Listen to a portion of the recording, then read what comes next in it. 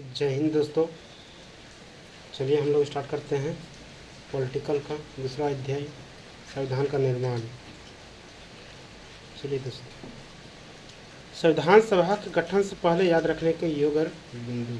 संविधान सभा का जो गठन से पहले याद रखने का बिंदु पॉइंट्स।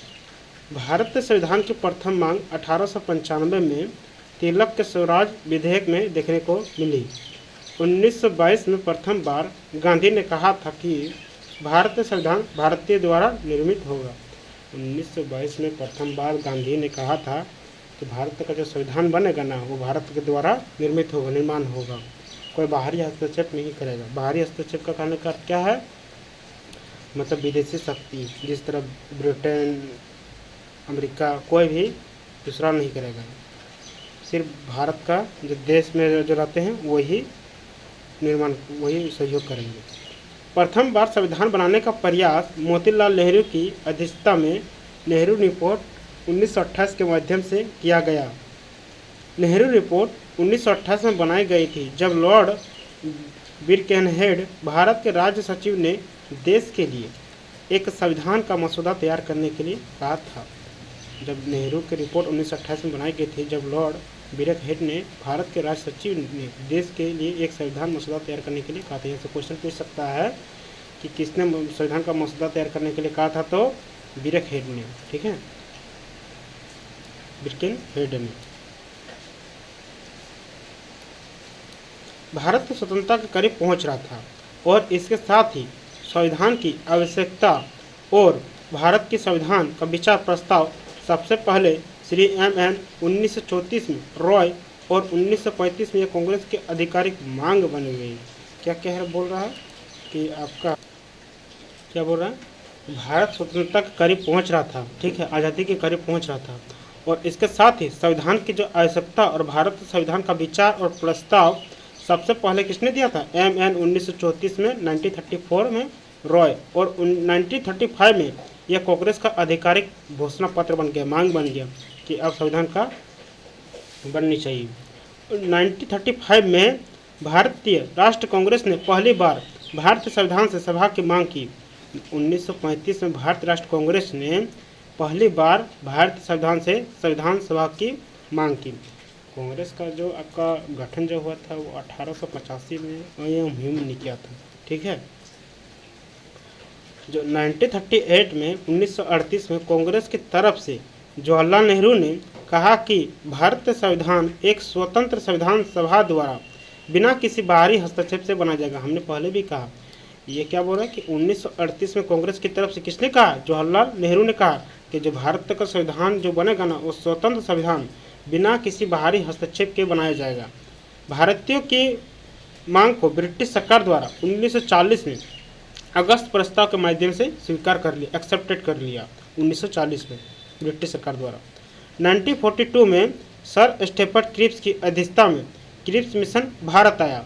इसने कहा कि भारतीय संविधान सभा द्वारा द्वितीय विश्व युद्ध के बाद गठित किया जाएगा। 1939 से 45 तक जो द्वितीय विश्व युद्ध चला था ना, वो द्वितीय विश्व युद्ध के बाद ही आपका गठन होगा, परंतु इसके प्रस्ताव को मुस्लिम लीग द्वारा अस्वीकार कर दिया गया तथा संविधान सभा का गठन इनके अनुसार नहीं हुआ। उसी समय हो जाता, लेकिन जो मुस्लिम लीग सभा के द्वारा इसको अस्वीकार कर दिया गया। ठीक है, इस सभा को अस्वीकार दिया गया, जिसके कारण संविधान सभा का गठन इसके अनुसार नहीं हुआ। जो तय किया गया था सीमा तय के अनुसार नहीं हुआ। अंततः मई 1946 में कैबिनेट मिशन योजना भारत आया, जिसमें 3 ब्रिटिश सदस्य थे। फिर से 1946 में कैबिनेट मिशन योजना भारत आया। ठीक है, देखिए पहले जो 1942 में सर स्टेफर्ड क्रिप्स की अध्यक्षता में विकास मिशन भारत आया था, लेकिन कुछ मुस्लिम लीग के कुछ उसके असंगत थे कारण उस चीज़ को स्वीकार नहीं किया गया, इसलिए अस्वीकार कर दिया गया। तब संविधान सभा का गठन इसके अनुसार नहीं हुआ। लेकिन फिर 1946 में कैबिनेट मिशन योजना भारत आया, जिसमें 3 ब्रिटिश सदस्य थे। कौन कौन से थे देखिए, पैथिक लॉरेंस जो ये अध्यक्ष कर रहे थे, सर स्टेफर्ड क्रिप्स, एवी अलेक्जेंडर। अब पहले आया था सर स्टेफर्ड क्रिप्स की अध्यक्षता पर, लेकिन अब किसके में अध्यक्ष पर आया, पैथिक लॉरेंस की अध्यक्षता में आया।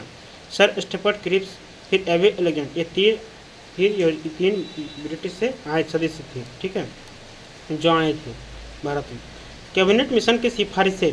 कैबिनेट मिशन की योजना 1946 में भारत के संविधान सभा के गठन का आधार थी। कैबिनेट मिशन की जो योजना थी वो 1946 में भारत की संविधान सभा के गठन का आधार थी। फर्स्ट, संविधान सभा भारत द्वारा बनाई जाएगी। दूसरा, संविधान सभा के कुल 389 सदस्य होंगे, 389 सदस्य होंगे।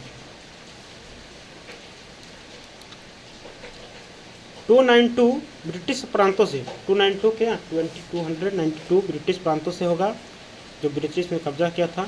93 देसी रियासत से और 4 केंद्र शासित प्रदेश से, अजमेर, कुर्ग कर्नाटक, बलूचिस्तान पाक और दिल्ली। तीसरा में संविधान सभा के सदस्य जनसंख्या के आधार पर होंगे। जो संविधान सभा का जो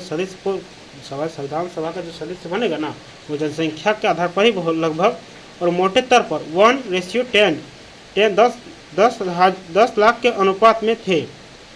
प्रांतों की सीटों की 3 प्रमुख समुदाय में बांटा गया था। प्रांत की सीटों को 3 प्रमुख समुदाय में बांटा गया था। किस किस में? देखिए, पहला तो वो बोल दिया था कि आपका जो संविधान सभा का सदस्य की संख्या 1:10 लाख के अनुसार होंगे, 10 लाख के अनुसार होंगे।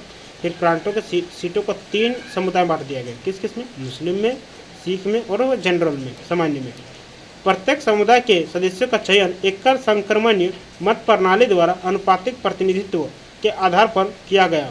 प्रत्येक समुदाय के सदस्यों का जो चयन एकल संक्रमणीय मत प्रणाली द्वारा अनुपातिक प्रतिनिधित्व के आधार पर किया गया। संविधान बनाए जाने तक सभी दल मिलकर एक अंतरिम सरकार बनाएंगे। क्या बोला कि संविधान बनाए जाने तक, संविधान जब तक नहीं बनता तभी सभी दल एक सरकार का गठन करेगा, अंतरिम सरकार का। जो सदस्य होंगे, अंतरिम सरकार 1946 सदस्य। फर्स्ट, जवाहरलाल नेहरू विभाग, प्रधानमंत्री, विदेश मंत्रालय, विदेश मामले, राष्ट्रमंडल संबंध, ये सब देख रेख करेंगे। सरदार वल्लभ भाई पटेल भारत के लौह पुरुष प्रथम उप प्रधानमंत्री थे। गृह, सूचना और प्रसारण मंत्री। डॉक्टर राजेंद्र प्रसाद खाद्य और कृषि मंत्री। डॉक्टर जॉन मथाई उद्योग व आपूर्ति। जगजीवन राम श्रम मंत्री। सरदार बलदेव सिंह रक्षा मंत्री। C.H. भाभा कार्य खान ऊर्जा। लियाकत अली खान वित्त मंत्री। अब्दुल राव निस्तार डाक तथा वायु। आसिफ अली रेलवे व यातायात। इब्राहिम इस्माइल चुंद्रीगर वाणिज्य मंत्री। श्री राजगोपालचार्य शिक्षा व कला मंत्री। यही जो हम लोग का लास्ट क्या थे, ये आपको हम लोग का लास्ट फर्स्ट भारत के गवर्नर जनरल थे, प्रथम भारतीय। गजनफर अली खान स्वास्थ्य मंत्री। जोगेंद्र नाथ मंडल कानून मंत्री। स्वतंत्र भारत का प्रथम कैबिनेट, आप देखिए स्वतंत्र भारत का वो अंतरिम, जब तक संविधान बनने का तक एक आपका क्या हुआ, कैबिनेट बना, मंत्री का बना, इसका विभाग को तैयार किया गया। कौन सा किसको विभाग मिलेगा। अंतिम सरकार 1946 का, जब तक संविधान बनने का इसका जो प्रोसेस था कि एक मिलकर सरकार बनाएगा, क्या क्या देखभाल करेगा। आप देखिए स्वतंत्र भारत का प्रथम, जब स्वतंत्र भारत का प्रथम कैबिनेट मंत्री। सदस्य जवाहरलाल नेहरू विभाग, प्रधानमंत्री विदेशी संबंध, राष्ट्रमंडल संबंध और वैज्ञानिक अनुसंधान। सरदार वल्लभ भाई पटेल गृह सूचना प्रसारण मंत्री। डॉक्टर राजेंद्र प्रसाद खाद्य और कृषि मंत्री। मौलाना अब्दुल कलाम शिक्षा मंत्री। डॉक्टर जॉन मथाई रेलवे व यातायात मंत्री। R.K. शनमुखन वित्त मंत्री। 7वां number doctor B.R. Bhimrao Ambedkar कानून और विधि मंत्री। जगजीवन राम श्रम मंत्री। सरदार बलदेव सिंह रक्षा मंत्री। राजकुमारी अमृता कौर स्वास्थ्य मंत्री। C.H. भाभा वाणिज्य मंत्री। रफ़ी अहमद किदवई संचार मंत्री। डॉक्टर श्यामा प्रसाद मुखर्जी उद्योग व आपूर्ति मंत्री। V.N. गडगेल कार्य व ऊर्जा मंत्री। रफ़ी अहमद किदवई संचार मंत्री। डॉक्टर श्यामा प्रसाद मुखर्जी उद्योग व आपूर्ति मंत्री और V.N. गडगेल क्या है, कार्य व ऊर्जा मंत्री। ये सब स्वतंत्र भारत के प्रथम कैबिनेट था। ठीक है, स्वतंत्र भारत के प्रथम कैबिनेट। भारतीय संविधान सभा के लिए जून जुलाई 1946 में चुनाव हुए। अगस्त 1947 में भारत के स्वतंत्र होने के बाद से पहली लोकसभा का चुनाव 1951 से 52 में आयोजित संसद का पहला आम चुनाव था। क्या बोल रहा है कि अगस्त 1947 में भारत के स्वतंत्र होने के बाद पहली लोकसभा का चुनाव कब हुआ था, यह क्वेश्चन पूछता है। कि स्वतंत्र होने के बाद पहली लोकसभा का चुनाव कब हुआ था? 1951-52 में आयोजित संसद का पहला आम चुनाव था। संविधान सभा के चुनाव का परिणाम, कांग्रेस पार्टी 208 सीटें, मुस्लिम लीग को 73 सीट मिली थी, निर्दलीय सदस्य को 8 सीट और अन्य दल को 7 सीट, कुल 296। देशी रियासतों ने चुनाव में भाग नहीं लिया, इसीलिए 93 सीट खाली रहे। देशी रियासत का राजा महाराजा का जो गढ़ होता था, उन लोग का अपना शासन चलता था, अपना प्रथा चलता था, सब अपना कानून चलता था, उसको क्या बोलते हैं? देशी रियासत। ठीक है। मुस्लिम लीग ने संविधान सभा का बहिष्कार किया और वह अलग पाकिस्तान की मांग की। महात्मा गांधी संविधान सभा के सदस्य नहीं थे। सर बी एन राव 1946 में संवैधानिक सभा के सलाहकार नियुक्त किया गया था। संविधान सभा की बैठक, प्रथम बैठक कब हुई थी? ऐसा क्वेश्चन पूछता है, संविधान सभा की प्रथम बैठक कब हुई थी? देखिए क्या बोला था, ये हम भी क्वेश्चन पूछता है, MTS में पूछा हुआ 7/8/2019 में कि आपका संवैधानिक सलाहकार का किसे नियुक्त किया गया था? डॉक्टर भीमराव अम्बेडकर को 1946 में। संविधान सभा की बैठक, प्रथम बैठक 9 दिसंबर 1946 में, कार्य डॉक्टर सच्चिदानंद सिन्हा अस्थायी अध्यक्ष से बनाया गया था। दूसरी बैठक 11 दिसंबर 2 दिन के बाद ही 1946 को, कार्य अस्थायी अध्यक्ष डॉक्टर राजेंद्र प्रसाद को बनाया गया। उपाध्यक्ष किसे बनाया गया? SC मुखर्जी को बनाया गया। संवैधानिक सलाहकार बेनिगल नरसिम्हा राव को बनाया गया, वह एक न्यायविद थे और उन्हें 1946 में बेनिगल नरसिम्हा राव को क्या बनाया गया? एक न्यायविद थे, वह एक न्यायविद थे। ठीक है। और उन्हें 1946 में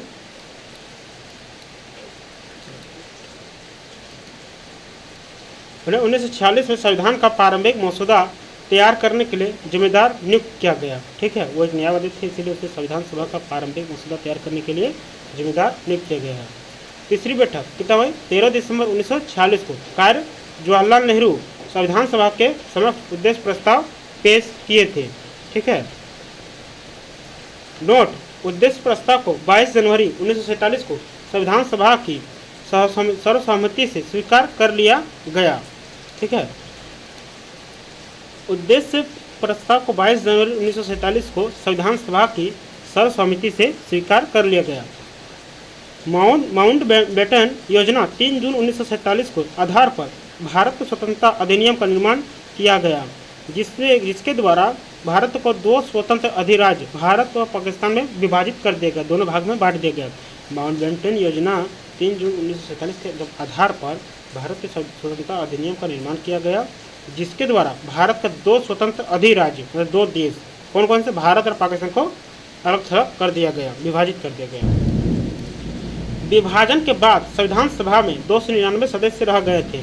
संविधान सभा के कुल 11 सत्र हुए, जो कितने दिन तक चले थे? 114 दिन तक चले।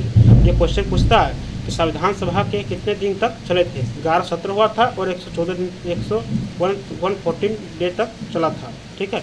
अब क्या बोला है कि विभाजन के बाद संविधान सभा में 299 सदस्य रह गए। यहाँ भी क्वेश्चन पूछता है कितने सदस्य रह गए।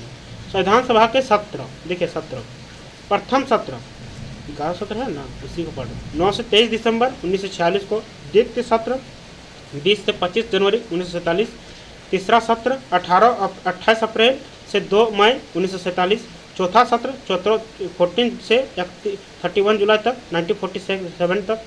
पाँचवा सत्र 14 से 30 तक अगस्त 1947। छठा सत्र 27 जनवरी 1948 से तक। सातवां सत्र 4 नवंबर 1948 से 8 जनवरी 1949। आठवां सत्र 16 मई से 16 जून 1949 तक। नौवां सत्र 30 जुलाई से 18 सितंबर 1949 तक। 10वां सत्र 6 से 17 अक्टूबर 1949 तक। 6 से 17 अक्टूबर तक। ठीक है। 11वां सत्र 14 से 26 नवंबर 1949 तक। ये सब मेरा कितना 11 सत्र चला, जो 114 दिन तक चला था। ठीक है। 11 सत्र हुआ था, हर 17 दिन इतना से इतना तक चलता था। 9 से 23, 20 से 25, 28 से 2 मई, 14 से 31, 14 से 30, 27 जनवरी से, फिर 4 नवंबर 8 जनवरी 1949 तक। 30 जुलाई से 18 सितंबर 1949 तक। 6 से 17 अक्टूबर 1949 तक। 14 से 26 नवंबर 1949 तक। संविधान के निर्माण के दौरान कुछ समितियां बनाई गई थी। संवैधानिक समितियां, समिति के नाम संघ शक्ति समिति, समिति का अध्यक्ष जवाहरलाल नेहरू। संघ संविधान समिति जवाहरलाल नेहरू। संवैधानिक समितियां बनाई गई थी, मतलब निर्माण के दौरान कुछ समितियां बनाई गई थी। राज्य समिति, राज्यों के साथ बातचीत, तो जवाहरलाल नेहरू। प्रांतीय संविधान सरदार पटेल। मौलिक अधिकारों व अल्पसंख्यक से संबंधित समिति सरदार पटेल। मौलिक अधिकार और उप समिति जेपी कृपलानी। अल्पसंख्यक उप समिति एससी मुखर्जी। संचालन समिति डॉक्टर राजेंद्र प्रसाद। झंडा समिति डॉक्टर राजेंद्र प्रसाद जेपी कृपलानी। ठीक है, ये सब जितनी समितियां बनाई गई थी संविधान के दौरान। ठीक है, देखिए प्रारूप समिति संविधान सभा की सबसे महत्वपूर्ण समिति जिसे 29 अगस्त 1947 को स्थापित किया गया था। संविधान सभा की सबसे महत्वपूर्ण समिति जिसे 29 अगस्त 1947 को स्थापित किया गया। तो क्वेश्चन पूछता है, देखिए पूछा भी है, एमटीएस में पूछा, आरआरबी एनटीपीसी में पूछा, एसएससी सीपीयू में पूछा हुआ है कि हम बोले ना कहीं से भी क्वेश्चन आपको बन सकता है। आपको खाली ध्यान रखना है कि कुछ टॉपिक को हम लोग पढ़ रहे हैं, उस फैक्ट को जानना जरूरी है। बोलेगा कि संविधान सभा की सबसे महत्वपूर्ण समिति कब स्थापित किया गया था, तो 29 अगस्त 1947 को। अब बोलिएगा, अब अगर यदि क्वेश्चन आ गया तो सोचेगा कहाँ ये क्वेश्चन, पता नहीं पॉलिटिकल का है कि नहीं, लेकिन पॉलिटिक्स का बहुत सारा क्वेश्चन यह बन जाता है जो आपको आप एक्सेप्टेड अनुभव नहीं कर सकते हैं। ये एक भी क्वेश्चन बन सकता है, एक्सेप्टेड कर सकते हैं। प्रारूप समिति के 7 सदस्य थे। प्रारूप समिति के अब मेन प्रारूप समिति के 7 सदस्य थे। ठीक है, जो प्रारूप को तैयार कर रहा था, मसौदा को तैयार कर रहा था संविधान को, कौन कौन थे देखिए। डॉक्टर भीमराव अम्बेडकर संविधान के जनक तथा प्रारूप समिति के अध्यक्ष थे। गोपाल स्वामी अयंगर, अलाउद्दीन कृष्ण स्वामी अय्यर चौथा, सैयद मोहम्मद शाहदुल्ला पांचवा, के एम मुंशी। प्रस्तावना को भारतीय संविधान की राजनीतिक कुंडली के रूप में वर्णित किया गया। देखिए क्वेश्चन पूछेगा कि राजनीतिक कुंडली के रूप में किसे वर्णित किया गया है, तो के एम मुंशी को प्रस्तावना के भारतीय संविधान की राजनीतिक कुंडली के रूप में वर्णित किया गया है। माधवराव बी एल मित्रा के स्थान पर, बी एल मित्रा जो पहले थे लेकिन वो उसके मृत्यु के आकांक्षी मित्रों के मृत्यु के कारण कौन उसका उपाध्यक्ष बना गया, उत्तराधिकारी बना गया, माधवराव को। टी कृष्णमचारी, इसको भी इनका भी मृत्यु होने के कारण किनको बनाया गया, टी कृष्णमचारी को बनाया। पहले डीपी खेतान की जगह थे, तैयार इनके जगह ले लीजिए, उत्तराधिकारी बने। मसौदा समिति ने 4 नवंबर 1948 को मसौदा समिति ने 4 नवंबर 1948 को विधानसभा को संविधान का मसौदा प्रस्तुत किया। 4 नवंबर 1948 को विधानसभा को संविधान का मसौदा एक प्रारूप उसका बनकर जब तैयार हो गया उसको प्रस्तुत किया। ठीक है, 25 नवंबर 1949 को डॉक्टर राजेंद्र प्रसाद को भारतीय संविधान का अंतिम मसौदा प्रस्तुत किया गया। अब देखिए जब तक प्रस्तुत किया तो उसके बाद क्या हुआ, 25 नवंबर 1949 को वहाँ तो विधानसभा में संविधान का मसौदा प्रस्तुत किया ना, उसका क्या हुआ कि 25 नवंबर 1949 को डॉक्टर राजेंद्र प्रसाद ने भारतीय संविधान का अंतिम मसौदा प्रस्तुत किया गया। वह मसौदा समिति के अध्यक्ष नहीं थे, सदस्य नहीं थे। यहाँ क्वेश्चन पूछता है कि आपका डॉक्टर राजेंद्र प्रसाद क्या मसौदा समिति के सदस्य थे, तो नहीं थे। ठीक है, लेकिन उसने प्रस्तुत किया था 25 नवंबर 1949 को, ये याद रखिएगा। दिल्ली पुलिस में, जीडी में, सब में पूछा गया है, एसएससी सीपीएफ में, सीएसएफ एसएससी में। संविधान निर्माण के लिए संविधान सभा द्वारा कुल 22 समितियों का गठन किया गया था। कुल 15 महिला प्रतिनिधि संविधान सभा का हिस्सा थी। देखिए इसमें 15 महिला का भी योगदान था। ठीक है, प्रतिनिधि संविधान का सभा का हिस्सा थी। 22 समितियों का गठन किया गया था और कुल 15 महिला प्रतिनिधि संविधान सभा का हिस्सा थी। अतः 26 नवंबर 1949 को संविधान सभा द्वारा तैयार किए गए संविधान को अपनाया गया। 26 नवंबर 1949 को संविधान सभा द्वारा संविधान को अपनाया गया, लेकिन संविधान का मसौदा भी तैयार किया गया। कुछ फैक्ट्स बाकी थे जो आपका 26 जनवरी 1950 को से लागू किया गया, क्योंकि कुछ तथ्य बाकी थे, कुछ नियम उसमें बाकी थे, लेकिन 26 नवंबर 1949 को उसको संविधान को अपना लिया गया। संविधान का मसौदा भी तैयार किया गया, जिसे भारत के संविधान को अपनाने के उपलक्ष्य में संविधान दिवस के रूप में मनाया गया और 26 जनवरी 1950 को ये लागू हुआ। ठीक है, अब 26 जनवरी जब पूरा कुछ बाकी था तो उसको कुछ दिन समय लगा, 1 महीना का समय लगा, तो उसको फिर फुलफिल किया। फिर 26 जनवरी 1950 को ये लागू हो गया, लेकिन अपनाया कब गया था कि 26 नवंबर 1949 को। इसे याद रखिएगा, क्वेश्चन घुमा देता है। भारत के सर्वोच्च कानून के रूप में संविधान को जाना जाता है। भारत के सर्वोच्च कानून के रूप में संविधान को जानता है। सबसे टॉप कानून कौन है, भारत का संविधान, सर्वोच्च कानून।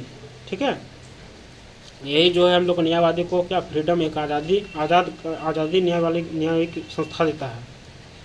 ये किसी के अंडर में आप दबाव में, प्रेशर में नहीं रह सकते हैं, कोई भी आपको प्रेशर में नहीं रहेगा। आपका जो फैसला होगा वह सुना है। संविधान आपको ताकत दिया है, संविधान आपको शक्ति दिया है, अधिकार दिया है। इसीलिए जब हम लोग का सब जगह ताला सब जगह बंद हो जाता है, कोई जब पार्टी नहीं सुनता है, जब कोई लोअर कोर्ट जब नहीं सुनता है, पुलिस भी नहीं सुनती है, प्रशासन भी नहीं सुनता है, तो हम लोग कहाँ जाते हैं? तो हम लोग सुप्रीम कोर्ट का दरवाज़ा खटखटाते हैं। वही एक ऑप्शन बचता है, क्योंकि उसको संविधान बहुत अपार शक्ति दिया है कि आप स्वतंत्र हैं, आप किसी के पाबंद में नहीं है, कोई आपको ज़ोर ज़बरदस्ती कुछ नहीं आपको प्रेशर डाल सकता है, अपना फैसला आप सुना सकते हैं निष्पक्ष। संविधान सभा की अंतिम बैठक 24 जनवरी 1950 को हुई, जहां पर डॉक्टर राजेंद्र प्रसाद को राष्ट्रपति के रूप में चुना गया। देखिए, भारत का सबसे डॉक्टर राजेंद्र प्रसाद को राष्ट्रपति, प्रथम राष्ट्रपति कौन? डॉक्टर राजेंद्र प्रसाद को ये चुना गया था। ठीक है, संविधान सभा की अंतिम बैठक 24 जनवरी 1950 को हुई, जहां पर किसे? डॉक्टर राजेंद्र प्रसाद को राष्ट्रपति के रूप में चुना गया। ठीक है, संविधान सभा के कुल 299 सदस्यों में से 284 सदस्यों ने 299 सदस्यों में से 284 सदस्यों ने संविधान सभा के आधिकारिक पत्र पर हस्ताक्षर किया था। एक आधिकारिक पर हस्ताक्षर किया था। ठीक है, 299 प्लस सदस्य था ना, उसमें से 284 सदस्यों ने संविधान सभा के आधिकारिक पत्र पर हस्ताक्षर किए। आधिकारिक प्रतियां 2 भाषा पर लिखी थी, यह हिंदी में और एक अंग्रेजी में थी।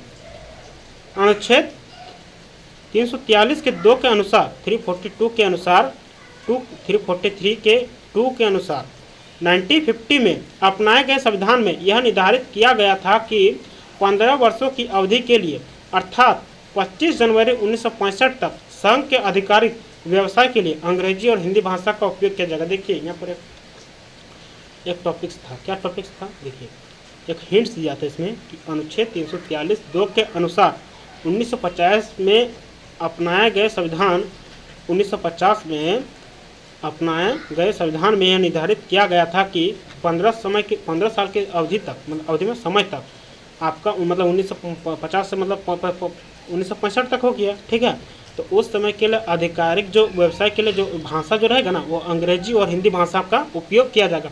उसमें और कोई छेड़खानी नहीं किया जाएगा। हिंदी और अंग्रेजी भाषा 15 साल तक वैध रहेंगे। ठीक है, वर्ष 1965 में लागू राजभाषा अधिनियम के अनुच्छेद 343 के 3 के तहत संघ के आधिकारिक उद्देश्यों के लिए अंग्रेजी भाषा का उपयोग जारी रहा। देखिए, हिंदी भाषा का तो ये दिया नहीं है, लेकिन अंग्रेजी भाषा का उद्देश्य का अंग्रेजी भाषा 1965 तक 15 साल तक का जब हो गया, अवधि समाप्त हो गया, तो अंग्रेजी भाषा का उपयोग अभी भी जारी रहा।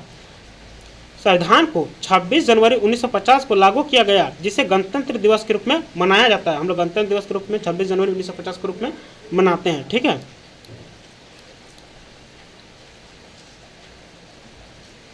एक सार्वभौम लोकतांत्रिक गणराज्य भारतीय गणराज्य की सटीक संवैधानिक स्थिति थी जब संविधान को 26 जनवरी 1950 लागू किया गया था। एक सार्वभौम लोकतांत्रिक, सार्वभौम मतलब सबसे मिला जुला, लोकतांत्रिक गणराज्य भारतीय गणराज्य की सटीक संवैधानिक स्थिति थी जब संविधान को 26 जनवरी 1950 से लागू किया गया था। सबकी राय परमंत राय मजबूत थी। ठीक है,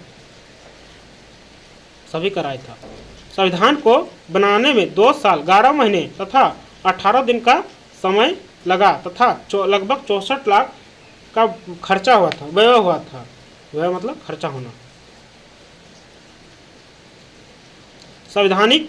संविधान प्रेम बिहारी नारायण राजदा द्वारा हस्तलिखित किया गया था। देखिए, यहाँ भी क्वेश्चन पूछता है कि संविधान किसके द्वारा हस्तलिखित किया गया था। संविधान प्रेम बिहारी नारायण राजदा द्वारा हस्तलिखित किया गया था।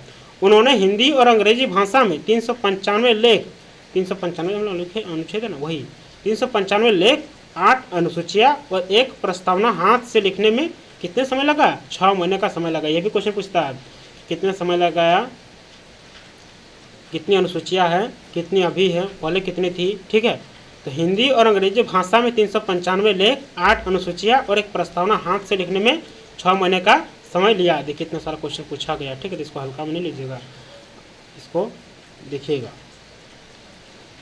नंदलाल बोस ने भारत के संविधान की मूल के प्रति सौंदर्यीकरण और सजावट का ऐतिहासिक कार्य अपने हाथ में लिया। देखिए, नंदलाल बोस ने ना, जो उसका जो हम लोग को जो नहीं देखते हैं, ऊपर जो बाहरी जो सजावटी किया है, वो किसने किया है? नंदलाल बोस ने भारत के संविधान की मूल प्रति का सौंदर्यीकरण और सजावट का ऐतिहासिक कार्य अपने हाथ में लिया। अपने हाथ से उन लोग सौंदर्यीकरण किया नंदलाल बोस ने। और लिखा किसने? एवं बिहारी नारायण राजदा द्वारा। ठीक है, 395 लेख, 8 अनुसूचियाँ, 6 महीने और एक प्रस्तावना हाथ और 6 महीने का समय लिया। ठीक है, अन्य महत्वपूर्ण तथ्य, मई 1949 को भारत राष्ट्रमंडल का सदस्य बना। राष्ट्रमंडल का सदस्य बना मई 1949 को भारत राष्ट्रमंडल का सदस्य बना। राष्ट्रध्वज को 22 जुलाई 1947 को अपनाया गया। राष्ट्रध्वज को कब अपनाया गया था? 22 जुलाई 1900। यहाँ पर क्वेश्चन पूछता है, ये सब क्वेश्चन तो बहुत इजी है, लेकिन यही क्वेश्चन जब पूछता है तो बहुत किसी को नहीं पता रहता है, तो ये सब याद रखिएगा। राष्ट्रध्वज को कब अपनाया गया? 22 जुलाई 1947 को। राष्ट्रध्वज की जो लंबाई से ऊंचाई चौड़ाई का अनुपात 3:2 होना चाहिए। 3 उसके क्या होना चाहिए? लंबाई और चौड़ाई कितनी? 2, 3:2 होनी चाहिए। और अशोक चक्र में नीले रंग के साथ 24 तिरियां होती है। राष्ट्रध्वज को 22 जुलाई 1947 को पिंगाली वेंकैया द्वारा डिजाइन किया गया था। यहाँ भी क्वेश्चन पूछता है कि पिंगाली राष्ट्रध्वज को किसके द्वारा डिजाइन किया गया था, कब किया गया था?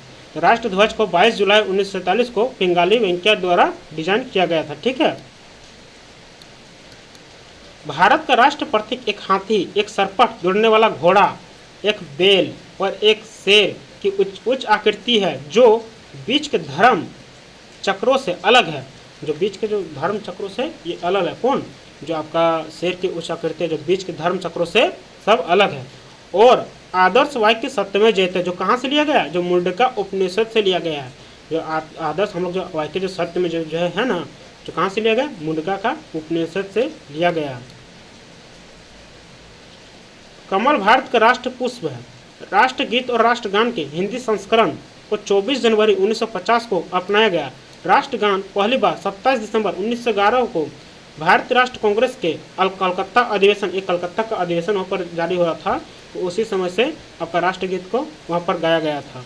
वहाँ मूल रूप से बंगाली में लिखा गया था। वह मूल रूप से किससे लिखा गया था? बंगाली में लिखा गया था।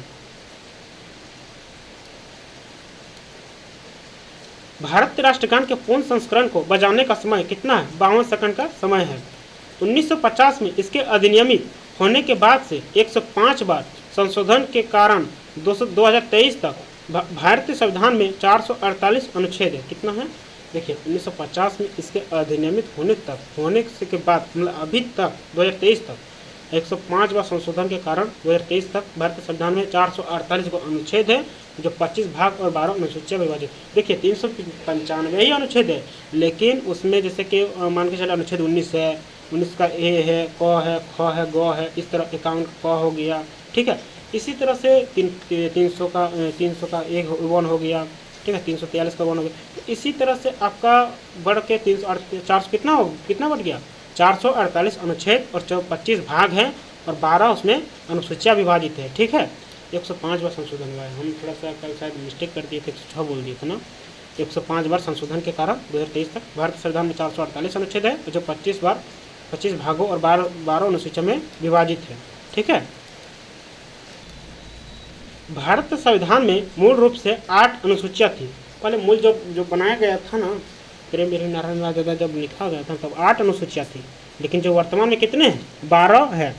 संविधान एक दस्तावेज है जो देश में लोगों और सरकार के पालन के लिए बुनियादी नियम और विनियम निर्धारित करता है। अच्छा, संविधान किसके लिए बना है? हम लोग के लिए बना है। हम लोग का नियम के लिए बना है। हम लोग को जो कोई नियम का उल्लंघन करेगा या फिर कोई कुछ मतलब उसका अधिकार को छीनेगा, उसके संपत्ति को छीनेगा, तो उसी के लिए बनाया गया नियम और कानून बनाया गया है। इसीलिए तो किसके लिए? तो हम लोग का देश में लोगों सरकार के पालन, सरकार उसको पालन के लिए बुनियादी नियम और विनियमन निर्धारित करेगा। बुनियादी नियम बनाएगा, ढांचा बनाएगा, उसका नियम का पालन करने के लिए प्रक्रिया निर्धारित करेगा, विनियम निर्धारित करता है। ठीक है, एक दस्तावेज है जो लोगों और सरकार के पालन के लिए, दोनों को पालना पड़ेगा। लोगों को भी यहाँ पालन करना पड़ेगा और सरकार को भी पालन करना पड़ेगा। ठीक है, और उन लोग को भी बुनियादी एक नियम बनाना पड़ेगा, एक निर्देश बनाना पड़ेगा, नियम और निर्देश।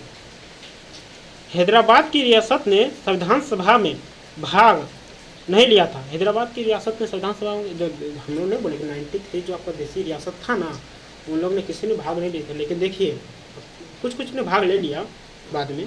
हैदराबाद की रियासत ने संविधान सभा में भाग नहीं लिया था, लेकिन 17 सितंबर 1948 में भौ ऑपरेशन पोलो नामक 3 दिवसीय सैन्य कार्रवाई के सफल समापन के बाद भारतीय संघ में शामिल किया गया। ठीक है, देखिए जम्मू कश्मीर को और आपका हैदराबाद को, देसी रियासत को और गोवा को भी, ये सब आपका सैन्य कार्रवाई के कारण ही लोग ज़्यादातर ये मतलब हिस्सा लिया। ठीक है, कार्रवाई के कारण।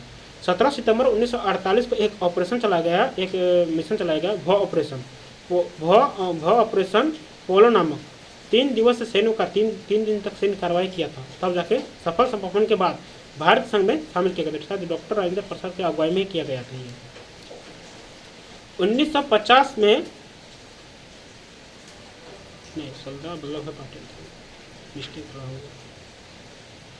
1950 में भारत का संविधान लागू होने के बाद 1950 में भारत का संविधान लागू होने के बाद संविधान सभा का अस्तित्व समाप्त हो गया। देखिए, जब 1950 में भारत का संविधान का लागू हो ना, तो जितने भी इसका प्रस्ताव था, जितने भी मसौदा तैयार किए गए थे, सब अब उसका अब क्या जरूरत पड़ेगा, जब सब कुछ रेडी हो गया तो सब खत्म कर दिया, अस्तित्व समाप्त हो गया।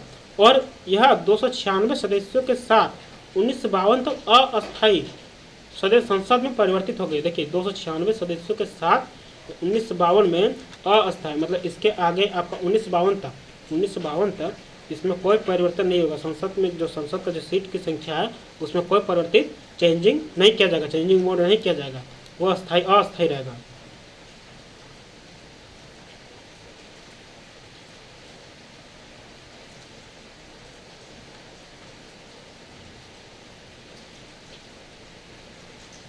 स्वतंत्र भारत की पहली निर्वाचित संसद 1952 में अस्तित्व में आई। 2004 में चुनी गई लोकसभा 14 लोकसभा थी। 2004 में चुनी गई लोकसभा 14 लोकसभा थी। विजय लक्ष्मी पंडित क्या बोला कि स्वतंत्र भारत की पहली निर्वाचित संसद कब हुआ था? 1952 में अस्तित्व में आया था, निर्वाचित संसद हुआ था, ठीक है, चुना गया था। 2004 में चुनी गई लोकसभा 14 लोकसभा थी। विजय लक्ष्मी पंडित भारत से मॉस्को और वाशिंगटन की पहली महिला राजदूत थी। यहाँ से क्वेश्चन पूछता, देखिए कि जो विजय लक्ष्मी पंडित जो थी ना, भारत और मॉस्को और वाशिंगटन की सिटी की पहली महिला राजदूत थी, ठीक है। हर देश में एक राजदूत रहता है, ठीक है, वही बोल रहा है। कौन था? विजय लक्ष्मी पंडित, भारत से मॉस्को और वाशिंगटन सिटी की पहली महिला राजदूत थी। संविधान वह है जो एक क्षेत्र में रहने वाले लोगों के बीच संबंध और लोगों के सरकार के बीच संबंधों को निर्धारित करता है, मतलब एक दूसरे को जोड़े रखता है। संविधान क्या है? मतलब जो नियम वहाँ लागू करेगा वो सब कोई भी क्षेत्र में रहने वाले लोगों के लिए सबके लिए पालन करना पड़ेगा, ठीक है। बीच संबंध और लोगों सरकार के बीच संबंधों को भी निर्धारित करता है। सबके लिए नियम है, एक है, ठीक है। संविधान का किसी के लिए अलग से नियम नहीं बनता है। संविधान का क्या नियम बोलता है कि सबका नियम सबको एक पालन करना पड़ेगा। संघवाद सरकार की एक प्रणाली है जिसमें शक्तियों को एक केंद्रीय प्राधिकरण और देश की विभिन्न घटक इकाई के बीच विभाजित किया जाता है। आखिर संविधान इसलिए बनाई है, जात पात, ऊंच नीच, ये बिरादरी, upper level, upper caste, lower caste, ये सबको समान देखने के समान अगर यदि इक्वलिटी प्रोवाइड कौन करता है? हम लोग का संविधान ही करता है, ठीक है। एकजुटता बनाए रखने में कौन काम करता है? संविधान ही करता है, ठीक है। किसी को किसी सरकारी अधिकारी से वंचित नहीं रखता है। सबको विभाग सबके लिए खुला गया है, सब हिस्सा ले सकते हैं। संघवाद सरकार की एक प्रणाली है जिसमें शक्तियों को एक केंद्रीय पदाधिकरण और देश की विभिन्न घटक इकाई के बीच विभाजित किया जाता है। क्या बोल रहा है कि संघवाद सरकार जो मिला जुला सरकार है, एक प्रणाली है, प्रक्रिया है, जिसमें शक्तियों का एक केंद्रीय पदाधिकरण और देश की जो विभिन्न घटक इकाई जो यूनिट्स है उसको अलग अलग क्षेत्र में विभाजित कर दिया गया है। भारत में दुनिया का सबसे लंबा और लिखित संविधान है, ठीक है। भारत के संविधान की प्रस्तावना के शुरुआती शब्द अमेरिका के संविधान से लिए गए। देखिए, भारत के संविधान की जो प्रस्तावना के जो शुरुआती शब्द कहाँ से लिए गए हैं? तो क्वेश्चन पूछता है, भारत के संविधान की प्रस्तावना के शुरुआती शब्द कहाँ से लिए गए? तो अमेरिका के संविधान से लिए गए। अमेरिका का संविधान लिखित संविधान नहीं है, ठीक है, वो मौखिक संविधान है, वहाँ के तथ्य पर आधारित नहीं होता है। जो न्यायालय आपका सुना दिया है उसको लागू कर देता है, बस संविधान वो नहीं दिखता है। भारत के संविधान के गणतांत्रिक होने के कारण यह है कि यह एक निर्वाचित संसद प्रदान करता है। भारत का संविधान गणतांत्रिक होने के कारण यह है कि गणतांत्रिक मतलब जनता के द्वारा जो चुना गया, यह एक निर्वाचित संसद प्रदान करता है। जो चुना गया, जो हम लोग जो चुन के जो भेजते हैं, हम लोग आखिर जब चुनाव होता है किस लिए होता है? जो एक क्षेत्र में चुनाव होता है किसी संसद को हम लोग जो चुन के कहाँ भेजते हैं?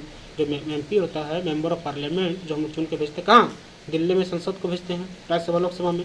तो निर्वाचित संसद प्रदान करता है। जो हम लोग की बात को रखे, हम लोग का जो भी कुछ हो रहा है, जो हम लोग का कुछ कमी है, जो हम लोग का कुछ और होना चाहिए आगे तरफ, उसको कौन आगे जाकर कौन लगता है? हम लोग एमपी लिखते हैं, अपनी बातों को रखते हैं, हमारे क्षेत्र की बातों को रखते हैं। ठीक है, तो गणतांत्रिक होने के कारण यह निर्वाचित संसद का प्रदान करता है। ठीक है, जनता के द्वारा जो चुना गया। 1947 से 1950 तक बहस की अनुमति अनुमानिक 3 वर्षों के बाद भारत के संविधान पर हस्ताक्षर किए गए थे। क्या बोल रही? 1947 से 1950 तक बहस एक हुआ था, अनुमानिक 3 वर्षों के बाद, 1849 और 50। ठीक है, भारत के संविधान पर हस्ताक्षर किए गए हैं। बाबू जगजीवन राम 1977 से 1979 तक उप प्रधानमंत्री रहे। देखिए क्वेश्चन पूछता है कि बाबू जगजीवन राम कब से कब तक प्रधानमंत्री रहते? उप प्रधानमंत्री रहते। ये उप प्रधानमंत्री, कार्यवाहक प्रधानमंत्री इसको बोलते हैं। बाबू जगजीवन राम 1977 से 1979 तक उप प्रधानमंत्री रहे। एम करुणानिधि चेन्नई में स्वतंत्रता दिवस 1974, एम करुणानिधि चेन्नई में स्वतंत्रता दिवस 1974 पर झंडा फहराने वाले भारत के पहले मुख्यमंत्री थे। देखिए क्वेश्चन पूछता है कि भारत के जो क्या बोल रहा है कि चेन्नई में जो आपका भारत में पहले फहराने वाले मुख्यमंत्री कौन थे? तो एम करुणानिधि, जो चेन्नई में स्वतंत्रता दिवस में 1974 पर झंडा फहराने वाले भारत के पहला ये मुख्यमंत्री थी। एकाधिकारवादी और प्रतिबंधात्मक व्यापार अभ्यास कानून को 1969 में लागू किया गया था ताकि यह सुनिश्चित किया जा सके कि आर्थिक प्रणाली का संचालन कुछ लोगों के हाथ में नहीं है। देखिए, एकाधिकारवादी और प्रतिबंधात्मक व्यापार अभ्यास कानून को 1969 में लागू किया गया था ताकि यह सुनिश्चित किया जा सके। मतलब कहने का अर्थ यह है कि एक आदमी के पास अगर यदि वो सारा शक्तियाँ हो जाएगा तो आर्थिक प्रणाली का संचालन कुछ लोगों के हाथ में यदि हो जाएगा तो वो तो अपना ही कंट्रोल में रहेगा ना, वो कठपुतली सबको करवा देगा ना, कठपुतली जैसे सबको नचाएगा। ठीक है, तो इसीलिए बोल दिया कि 101 कानून लागू किया गया। एक अधिकारवादी और प्रतिबंधात्मक व्यापार अभ्यास के कानून को 1969 में लागू किया गया था ताकि यह सुनिश्चित किया जा सके, ठीक है, जो आर्थिक इकोनॉमिक प्रणाली है, ठीक है, इकोनॉमिक डाइजेस्ट है, संचालन कुछ लोगों के हाथ में ये नहीं रहेगा। ठीक है, ये कुछ लोगों के हाथ में नहीं रहेगा। ये जो इसके पद में जो कुछ मतलब जैसे कि वो हैं तो वही रहे, 5 साल तक वो रहे तो उसी में रहे, उसका उत्तराधिकारी रहा, फिर उसका उत्तराधिकारी रहा, इस तरह नहीं। ये कुछ लोगों के हाथ में ये नहीं रहेगा। आर्थिक प्रणाली, इकोनॉमिक स्ट्रक्चर। भारत के संविधान में कुल 395 अनुच्छेद है जिन्हें 22 भागों में बांटा गया। क्या है? भारत के संविधान में कुल 395 अनुच्छेद है, आर्टिकल है, जिन्हें कितने भागों में बांटा गया? 22 डिवाइडेड किया गया है। विभिन्न अनुसूचियाँ, पहले 8 अनुसूचियाँ थी, वर्तमान में 12 अनुसूचियाँ। वर्तमान में वो अनुसूचियाँ निम्न प्रकार से, देखिए अनुसूचियाँ बार बार बहुत सारा क्वेश्चन पूछता है, इससे ज़्यादातर फैक्ट्स क्वेश्चन एग्जाम में आता है। देखिए प्रथम अनुसूची राज्य और केंद्र शासित प्रदेशों अर्थात भारत के राज्य क्षेत्र का वर्णन है। देखिए प्रथम जो अनुसूची जो है हम लोग का अनुच्छेद 1 से लेकर 4 तक शायद क्या बोलते हैं, राज्य को और राज्यों का सीमांकन और क्षेत्रफल के बारे में रखा गया। कोई अगर यदि राज्य यदि भारत में शामिल होना चाहता है या फिर कोई भी जैसे कोई भी देश शामिल भारत का अभिन्न बना जाता है तो वह 1 से 4 तक अनुच्छेद के अनुसार हो सकता है। ठीक है, तो राज्यों और केंद्र शासित प्रदेशों के बारे में से उल्लेख किया गया प्रथम अनुसूची में, याद रखिएगा। दूसरी अनुसूची में इसमें राष्ट्रपति, उपराष्ट्रपति, राज्यों के राज्यपाल, लोकसभा अध्यक्ष, उपाध्यक्ष, विधानसभा तथा विधानसभा परिषद के अध्यक्ष, राज्यसभा के अध्यक्ष जैसे विभिन्न पदाधिकारियों के वेतन भत्तों के प्रावधान शामिल है। भारत में उच्चतम न्यायालय के न्यायाधीश, उच्च न्यायालय के न्यायाधीश, नियंत्रक एवं लेखा परीक्षक आदि के वेतन शामिल है। लेखा परीक्षक नियंत्रण के मतलब यूपीएससी जो आपका महालेखक परीक्षा के जो कंडक्ट करवाता है उन लोग का वेतन ये शामिल है। राष्ट्रपति से उपराष्ट्रपति, राज्यसभा, लोकसभा, पेंशन से लेकर रिलेटेड इसका वेतन से रिलेटेड इसका सैलरी से रिलेटेड शामिल है दूसरी अनुसूची में। ठीक है, तीसरी अनुसूची इसमें विभिन्न संवैधानिक पदाधिकारी की शपथ या प्रतिज्ञान का प्रारूप को शामिल किया गया। तीसरी अनुसूची में शपथ की प्रक्रिया को शामिल किया गया है। ठीक है, पहली अनुसूची का भारत के राज्यों के क्षेत्र में, राज्य और केंद्र शासित प्रदेश के क्षेत्र में, दूसरी में पेंशन के वेतन के क्षेत्र से वेतन से रिलेटेड, तीसरी अनुसूची कितना है, क्या है, शपथ के क्षेत्र, शपथ से रिलेटेड। ठीक है, इसमें विभिन्न संवैधानिक पदाधिकारियों की शपथ या प्रतिज्ञान को प्रारूप शामिल किया गया है। जितने भी जो भी जैसे आपको गवर्नर हो गया, प्रधानमंत्री हो गया, राष्ट्रपति हो गया, जो भी शपथ लेते हैं तो किस अनुसूची में तहत लेते हैं? तीसरी अनुसूची के साथ तहत लेते हैं। चौथी अनुसूची, राज्यसभा में आवंटित सीटों के अनुसार प्रावधान शामिल है। नोटरू 26 जनवरी 1950 को भारत के संविधान की चौथी अनुसूची के अनुसार राज्यसभा में 216 सदस्य होने थे, जिनमें से 12 सदस्य राष्ट्रपति द्वारा नामित किए जाने थे और शेष 204 राज्य का प्रतिनिधित्व करने के लिए चुने गए थे। देखिए, चौथी अनुसूची में आप लोग राज्यसभा का प्रतिनिधित्व आएगा, राज्यसभा का प्रतिनिधित्व, मतलब जिसमें से राज्यसभा का जो आवंटित सीट का अनुसार इसमें दिया गया है, जो आपको 1950 के तहत दिया गया है। ठीक है, चौथी अनुसूची में जो 216 सदस्य होने थे, जिनमें से 12 जो है राष्ट्रपति के अनुसार राष्ट्रपति अपना अनुसार वो द्वारा नामित करेगी। ठीक है, किसी को भी नामित कर सकती है 12 सदस्य में राष्ट्रपति, उसका अधिकार दिया है संविधान में। और 204 जो है राज्य का प्रतिनिधित्व करने के लिए चुने गए थे, राज्यों का जो प्रतिनिधित्व कैंडिडेट के लिए चुने गया था। ठीक है, स्टेट के लिए, स्टेट प्रोवाइडिंग 204। ठीक है, तो राज्य चौथी अनुसूची में क्या बोलेंगे? राज्यसभा के प्रतिनिधित्व। ठीक है, राज्यसभा के प्रतिनिधित्व। पांचवी अनुसूची, अनुसूचित क्षेत्रों और अनुसूचित जनजातियों के प्रशासन और नियंत्रण शामिल है। क्या बोले? पांचवी अनुसूची में अनुसूचित क्षेत्रों और अनुसूचित जनजातियों के प्रशासन और नियंत्रण शामिल है। छठी अनुसूची, आदिवासी क्षेत्र, असम, मेघालय और त्रिपुरा और मिजोरम का प्रशासन शामिल है। देखिए, पांचवी अनुसूची में क्या है? अनुसूचित क्षेत्र, जिसे अनुसूचित जनजाति के प्रशासन और नियंत्रण में शामिल किया गया। पांचवी को इसको इसे याद रखिएगा, अनुसूचित क्षेत्र, अनुसूचित जनजाति के जो प्रशासन को नियंत्रण शामिल किया गया, शामिल है। ठीक है, उसके देखरेख के लिए। Backward caste. छठी अनुसूची, आदिवासी क्षेत्र, कौन कौन से? North east. ठीक है, आदिवासी क्षेत्र, असम, मेघालय, त्रिपुरा, मिजोरम का प्रशासन शामिल है। इसको विशेष दर्जा का शायद दर्जा भी दिया गया है। छठी अनुसूची में आदिवासी क्षेत्र, असम, मेघालय, त्रिपुरा, मिजोरम का प्रशासन शामिल है। सातवीं अनुसूची में संघ और राज्यों के बीच शक्ति वितरण से संबंधित है। जिस तरह संघ सूची 97 है, राज्य सूची 66 है, 66 है, और समवर्ती सूची कितना? 52 को शामिल किया गया है। देखिए, अंग्रेजों के शासन से ही चल रहा है अभी तक। ठीक है,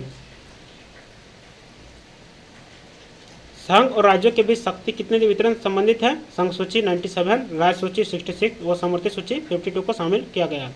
खेल का विषय राज्य सूची के अंतर्गत आता है। देखिए, सब पूछता है, खेल का विषय किस सूची के अंतर्गत आता है? कृषि का विषय राज्य सूची के अंतर्गत आता है। पशुधन और पशुपालन का विषय राज्य सूची के अंतर्गत आता है। भारत के संविधान के अनुच्छेद 265 के अनुसार कानून के अधिकार के अलावा किसी भी राज्य पर कानून कोई कर नहीं लगाएगा या एकत्र नहीं किया जाएगा। क्या बोल रहा है कि भारत के संविधान के 265 के अनुसार कानून के अधिकार के अलावा कानून जो दिया गया है, उसके फंडामेंटल जो राइट्स हम लोग का फंडामेंटल जो यूनिट दिया गया है,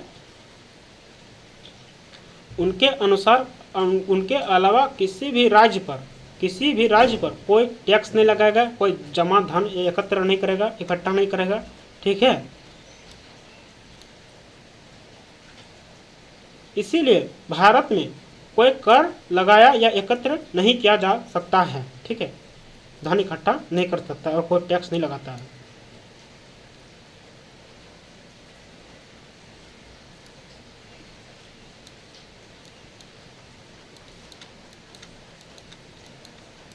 देखिए आगे, पुलिस और लोक व्यवस्था राज्य सूची के अंतर्गत आती है। पुलिस और लोकसभा, इसे क्वेश्चन पूछा है। देखिए, एमटीएस पूछा गया है। पुलिस और लोक व्यवस्था राज्य सूची के अंतर्गत आते हैं। ठीक है, स्टेट पुलिस हो गया, उसका राज्य सूची का लोक व्यवस्था हो गया, जैसे हम लोग का डीसी हो गया, एसडीओ हो गया, ये सब किसके अंतर्गत आते हैं? राज्य सूची के अंतर्गत आते हैं। नियोजन समवर्ती सूची के अंतर्गत, तो कोई भी नीति नियोजन हो गया, कोई भी नियोजन होता है नीतिगत, तो उसको किसके अंतर्गत आते हैं? वो समवर्ती सूची के अंतर्गत आते हैं। ठीक है, व्यापार संघ समवर्ती सूची के अंतर्गत आते हैं। नियोजन और व्यापार जो है आपको दोनों क्या है? समवर्ती सूची के अंतर्गत आते हैं। ठीक है, ये आपको कोई भी राज्य सरकार भी लागू कर सकता है और ये केंद्र सरकार भी लागू कर सकता है, कोई भी नियोजन निकालता है ना। ठीक है, भूमि और भवन पर कर राज्य सूची के अंतर्गत आता है। भूमि और भवन जो टैक्स होता है वो किसके अंतर्गत आता है? राज्य सूची टैक्स लेता है। ठीक है। सट्टेबाजी और जुए को राज्य सूची के तहत सूचीबद्ध किया गया है। केंद्र जांच ब्यूरो संघ सूची के तहत सूचीबद्ध है। कृषि आय पर कर राज्य सूची के अंतर्गत सूचीबद्ध है। 42वें संविधान संशोधन द्वारा शिक्षा समृद्धि सूची के विषय को लाया गया। देखिए क्वेश्चन पूछा गया है। देखिए केंद्रीय जांच ब्यूरो जो एजेंसी है ना, केंद्र जैसे CBI हो गया, NI हो गया, ठीक है, आपका ED हो गया, ये सब किसके अंतर्गत आते हैं? केंद्र जांच ब्यूरो। ये सब केंद्र आपका राज्य संघ सूची के अंतर्गत आते हैं, केंद्र सरकार के तहत आते हैं। कृषि आय पर कर राज्य टैक्स लेता है। ठीक है। 42वें संविधान संशोधन द्वारा शिक्षा के जो समूर्ति सूची को विषय में लाया गया है। क्वेश्चन पूछता है किस संशोधन द्वारा शिक्षा को अधिकार को लाया गया? तो 42वें संविधान संशोधन शिक्षा को समूर्ति सूची के अंतर्गत लाया गया है। ठीक है। समूर्ति सूची के विषय में लाया गया। किस सूची में लाया गया? समूर्ति सूची में 42वें संविधान संशोधन द्वारा शिक्षा को। 8वीं अनुसूची 22 मान्यता प्राप्त भाषाएं शामिल है, जिसमें से 92 संविधान संशोधन 2003 के माध्यम से भारतीय संविधान की 8वीं अनुसूची में 4 नई भाषाएं बोडो, मैथिली, डोगरी, संथाली को जोड़ा गया। 1967 में 1967 में सिंधी को शामिल किया गया तथा 1992 में कोंकणी, मणिपुरी और नेपाली को शामिल किया गया। शुरुआत में 14 भाषाओं का संविधान में शामिल किया गया था और अंग्रेजी इस सूची के तहत निर्दिष्ट नहीं है। कश्मीरी भाषा इस सूची में शामिल है। देखिए क्या कह रहा है, यहाँ से भर भर के क्वेश्चन पूछता है, आप लोग ध्यान से सुनिएगा क्या बोल रहा है। तो 22 को जो मान्यता भाषाएं प्राप्त है शामिल है। ठीक है। इसमें 22 भाषाएं को इसमें दिया गया है, जोड़ा गया है संविधान में। पूरा क्वेश्चन यहाँ से पूछेगा कि किस संविधान संशोधन द्वारा 8वीं अनुसूची में 4 नई भाषा को जोड़ा गया है। ठीक है। 4 नई भाषा को जोड़ा गया है। क्वेश्चन ऐसा भी पूछ सकता है, क्वेश्चन उस तरह पूछ सकता है कि आपका 92वें संविधान संशोधन 2003 के द्वारा 2003 के तहत कितने भाषा को जोड़ा गया है। ठीक है। ये क्वेश्चन पूछ सकता है कि 92वें संविधान संशोधन 2003 के तहत कितने भाषा को जोड़ा गया? तो 4 नई भाषा को जोड़ा गया 8वीं अनुसूची में। कौन कौन सी? बोडो, मैथिली, डोगरी, संथाली। बोडो, मैथिली, डोगरी, संथाली। 4 बार, 2 बार, 3 बार बोलिएगा, 4-5 बार याद हो जाएगा। ठीक है। बोडो, मैथिली, डोगरी, संथाली, ये 92वें संविधान संशोधन 2003 के तहत इसे शामिल किया गया। फिर 1967 को सिंधी को शामिल किया गया, सिंधी भाषा को शामिल किया गया 1967 के तहत। ठीक है। फिर 1992 में कोंकणी, मणिपुरी, नेपाली को शामिल किया गया। ठीक है। 92 संविधान संशोधन 2003 के तहत पहले 4 भाषा को बोडो, मैथिली, डोगरी, संथाली को जोड़ा गया। फिर 1967 में सिंधी को शामिल किया गया। फिर 1992 में कोंकणी, मणिपुरी और नेपाली को शामिल किया गया। शुरुआत में 14 भाषा को शामिल किया गया था, लेकिन अंग्रेजों में इस तरह को निर्दिष्ट नहीं है, मतलब इसमें शामिल नहीं किया गया अंग्रेजी को, लेकिन कश्मीरी भाषा का इसमें सूची में शामिल है। 9वीं अनुसूची में भूमि सुधार से संबंधित प्रावधान शामिल है। 9वीं अनुसूची से भूमि सुधार से संबंधित प्रावधान शामिल है। यह अनुसूची 1951 में पहली संविधान संशोधन द्वारा जोड़ी गई थी। भूमि सुधार से संबंधित प्रावधान शामिल है। ठीक है। भूमि सुधार से जो हम लोग का 9वीं में जो 9वीं अनुसूची में क्या है, भूमि से रिलेटेड है। कोई भी राज्य का या कोई क्षेत्र में भूमि से कोई अगर विवाद होता है तो उसको 9वीं अनुसूची में शामिल किया जाता है। ठीक है। यह अनुसूची 1951 में पहले संविधान संशोधन द्वारा जोड़ी गई थी। ऐसे क्वेश्चन पूछता है कि किस संविधान संशोधन द्वारा 9वीं अनुसूची को जोड़ा गया था? तो 1951 में पहले संविधान संशोधन द्वारा। ठीक है। 10वीं अनुसूची में इसमें दल बदल संबंधी प्रावधान है। इसमें दल बदल संबंधी प्रावधान है। यह अनुसूची 1985 में 52वें संवैधानिक संशोधन द्वारा जोड़ी गई थी। दल बदल, कोई भी राजनीतिक पार्टी है, कोई भी क्षेत्र है, तो उसको कोई पॉलिटिक्स पार्टी है तो उसको दल बदल संबंधी प्रावधान जो है तो वो किस में शामिल किया गया? 1985 में 52वें संवैधानिक संशोधन द्वारा। ठीक नहीं, वो देखते हैं हम कांग्रेस सरकार, कांग्रेस पार्टी चल जाती है, कभी कोई लीडरशिप को नेता चल जाते हैं, क्या बोलते हैं, बीजेपी के नेता देता है, आम आदमी पार्टी में, कांग्रेस में। तो इस तरह से तो उसमें दल बदल की प्रक्रिया कौन सा संवैधानिक संशोधन में लिया गया है? 92वें संवैधानिक संशोधन 1985 में ये जोड़ी गई है। ठीक है। दल बदल वाला याद रखिएगा।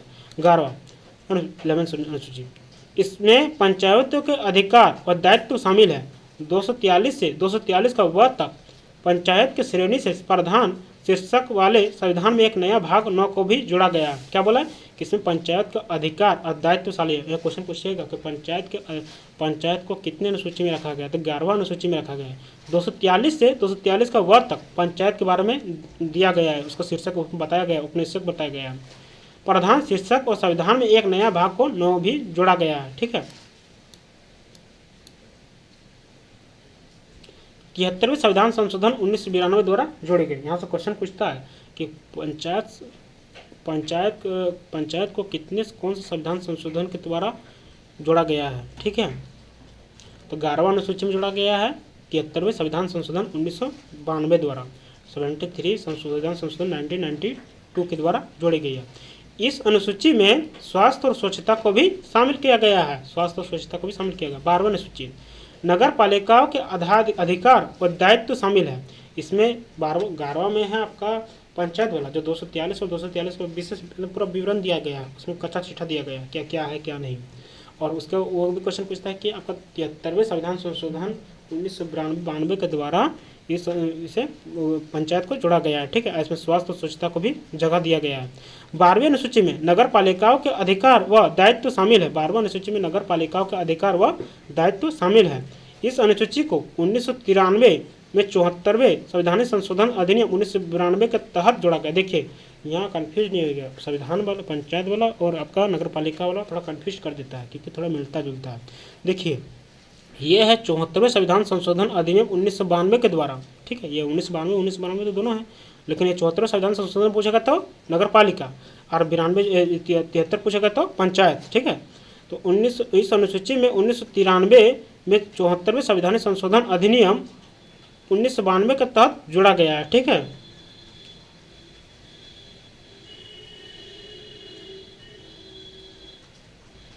चलिए यहाँ तक हम लोग का अनुसूची समाप्त हो गया है। ये लास्ट टॉपिक बचा हुआ है, इसको कंप्लीट कर देते हैं। ठीक है, इसके बाद कल देखेंगे संघ, राज्य और समवर्ती सूची। संघ सूची में कितने आते हैं, समवर्ती सूची में कितने आते हैं, राज्य सूची में कितने आते हैं। संघ सूची में देखिए रेलवे, सेना, विदेशी, न्यायपालिका, केंद्र, खुफिया ब्यूरो, CBI, ED सब हो गया, रिजर्व बैंक, नौसेना, वायुसेना, संयुक्त राष्ट्र संगठन और आदि, एक सब किसमें आते हैं, संघ सूची में, मतलब राज्य सरकार के केंद्र सरकार के तहत आते हैं, अंतर्गत आते हैं। समवर्ती सूची जो राज्य सरकार और केंद्र सरकार के दोनों के बीच। वन पशुओं के प्रति, लेकिन एक पॉइंट है आपको, अगर यदि राज्य सरकार केंद्र सरकार अगर यदि मान के चलिए कोई कुछ बना रहा है, नियम बना रहा है, शर्त बना रहा है, तो उसको आपको समवर्ती सूची का अर्थ ही वही होता है कि राज्य सरकार को अगर यदि उसमें नहीं मानने को तैयार है लेकिन उसको मानना पड़ेगा, वो इसका नियम बोलता है। ठीक है, चेंजिंग वो कुछ नहीं कर सकता, उसको मानना ही पड़ेगा। समवर्ती सूची में देखिए वन पशुओं के प्रति क्रूरता रोकथाम, जनसंख्या नियंत्रण और परिवार नियोजन, दिवालियापन, जैसे कोई भी आपका दिवालियापन आ जाता है, कुछ भी हो जाता है, दिवालियापन कंगाल होना। ठीक है, दिवालियापन, किसी कर्जा में डूब जाना, दिवालियापन रक्षा, अंतरराज्य व्यापार और वाणिज्य, बैंकिंग वाणिज्य हो गया आपका। ठीक है, जो आपका मूल्य वृद्धि वाला जो खरीद फरोख्त होता है, वाणिज्य वाला, बैंकिंग, बिजली, श्रम, कल्याण, विवाह, तलाक, विरासत, शिक्षा आदि। ठीक है, ये सब क्या है, समवर्ती सूची में शामिल होते हैं। ठीक है, करते कि पशुओं की क्रूरता मतलब दिखते नहीं, पशुओं को बहुत ही दंड रूप से मार देता है, फेंक देता है, आपके क्या बोलते हैं, बहुत ही उसके ऊपर ज्यादती करता है, वही रोकथाम के लिए। राज्य सूची में सार्वजनिक स्वास्थ्य और स्वच्छता, विकलांगों और बेरोजगारों को राहत, खेल, बाजार और मेले, स्थानीय सरकार आदि, ये सब आपके राज्य सूची के अंतर्गत और भी शामिल आते हैं। ठीक है, चलिए फ्रेंड्स, आज हम लोग यहीं तक रखते हैं। नेक्स्ट वीडियो में बताएंगे आगे संविधान के 22 भाग जो है जो दिए गए हैं, हम लोग को पढ़ना है, कितने से कितने तक पढ़ना है, 1 से 4 तक क्या, 5 से 11 तक क्या, 12 से 35 तक क्या, भाग 3 22 भाग जो है, तो हम लोग कल देखते हैं। ठीक है फ्रेंड्स, नेक्स्ट वीडियो में। जय हिंद, बाय।